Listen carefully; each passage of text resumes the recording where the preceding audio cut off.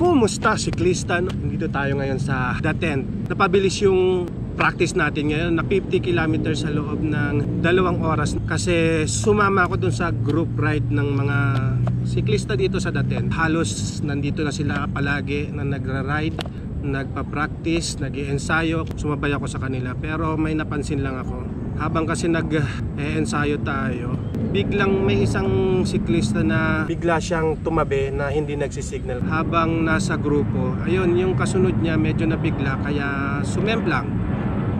Hindi ko lang nakuha ng video, no? Kaya pag-usapan natin yung group riding etiquette. Mas maganda kasi na sumabay sa grupo kasi mas naiengganyo kang mag-ensayo. Hindi ako masyadong familiar sa etiquette, di naman kasi ako siklista talaga. Ano lang tayo, recreational cyclist kumbaga.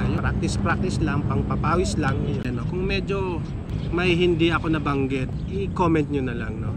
So ito na nga yung mga list. Yes! Magandang sumabay sa isang grupo ng mga siklista.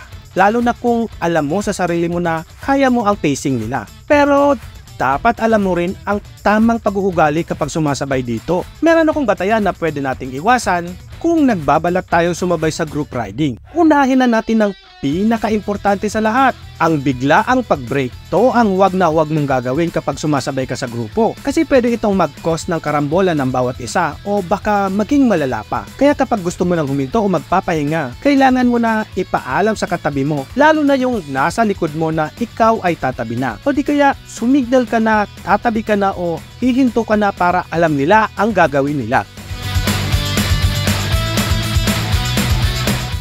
Ang pangalawa, malikot magbike. Ito yung tipong parang si Makishima ng Yowamushi pedal kung umasta.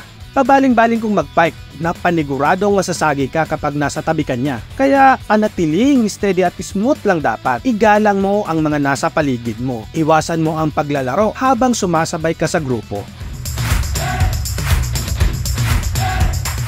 At pangatlo, feeling laging karera. Kala mo laging nakikipag-unahan. Hindi siya mapakali kapag nasa likuran. Kaya pilit siyang aabante at makikipagsiksikan. Siya yung palaging palakasan ng usapan. Pero dito sa atin, lalo na dito sa The Tent, hindi pinapractice ang salit-salitan. Siguro meron, pero hindi ko matimingan. Well, kung makakasabay naman ako, hindi ako yung tipong papalit at magtatrangko. Baka kasi mabagalan sila sa akin, kaya sa likod lang lagi ako. Siguro kung merong mang ganon, wait for your turn para ikaw naman ang magtatrangko at doon mo ipakita ang angas mo.